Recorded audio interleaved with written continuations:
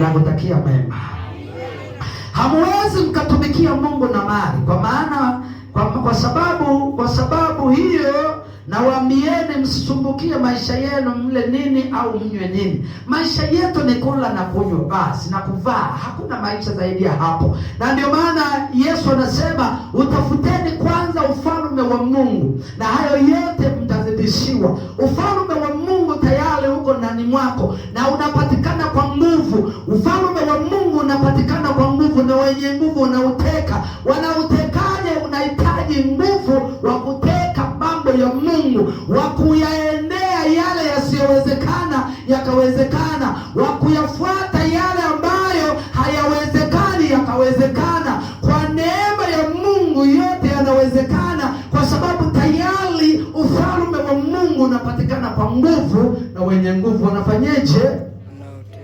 Na ndio maana sisi tukaacha mali, tukaamua kumfuata nani? Yesu. Mungu akubariki sana. Amen. Muulize jirani yako, wewe umeacha nini ukamfuata Yesu? Wewe umeacha nini ukamfuata? Kuna wengine hawajaacha chochote. Tena kuna wengine wanaenda ibadani kwa kubembeleza fulani. Mbona hujaenda ibadani? Leo sijisikii, kwa sababu hajaacha chochote. Mungu akubariki sana. Tena yeye yuko kwa sababu ya fulani anaenda ibadani, au baba au fulani, shangazi, mjomba. Kwa sababu mjomba ameokoka na mimi naenda ibadani. Huyo tayari maisha yake yatakuwa yenye shida sana, kwa sababu ndani yake hakuna neno lililotunzwa katika nafasi ya kuelewa. Mungu akubariki sana. Kuelewa ndipo pana uzao. Sura ya 7 niliyoizungumza nasema ya kwamba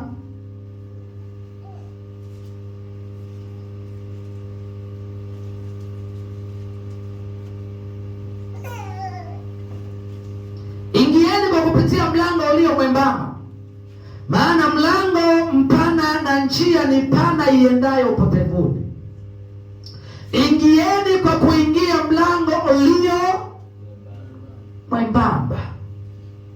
Ni neno lenye faraja kubwa sana, kwamba njia nyembamba inabeba watu wangapi? Muulize jirani yako, njia nyembamba inabeba watu wangapi? Njia nyembamba inabeba kuanzia watu wawili. Sema amen. Hata kama kweli nitaikuta iko na watu wawili, hiyo ndiyo njia nyembamba. Sema amen. Hata kama kweli nitaikuta ina watu watatu, hiyo ndiyo njia nyembamba. Hata kama kweli nitaikuta ina watu 20, hiyo ndiyo njia nyembamba. Na njia nyembamba imesonga, maana tayari inaonesha ina njia iliyo ya kweli, na njia hiyo ni Kristo Yesu. Na ndio maana Yesu anasema, mimi ndimi njia na kweli na uzima, mtu haji kwa Baba ila kwa njia ya mimi. Sema amen. Sema amen. Sasa leo hii ukija kuangalia watu wanahangaika. Siku moja nilikutana na bwana mmoja, nilikuwa nazungumza naye kuhusu swala la sikukuu hizi, ikiwemo Krismasi. Nikamwambia sikukuu ya Krismasi ni sikukuu ya kishetani.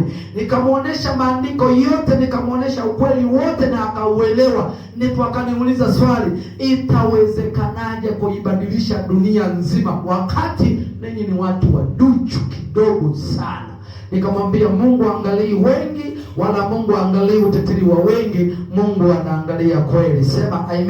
Amen. Akiwakuta watu wawili wako kwenye kweli, hao ndio watakayokuja kuwachukua. Akiwakuta watu wako 40 wako kwenye kweli, ndio hao watakuja kuwachukua. Mungu hana hasara. Mwenye hasara ni mwanadamu, ambaye yeye aliyeziacha njia zake akatengeneza mambo yake. Na ndio maana Yesu anamwambia Tomaso, usipozaliwa mara ya pili hautaweza kuona uzima wa milele. Leo watu hawataki kuzaliwa mara ya pili, wanakimbilia mazidisho, wanakimbilia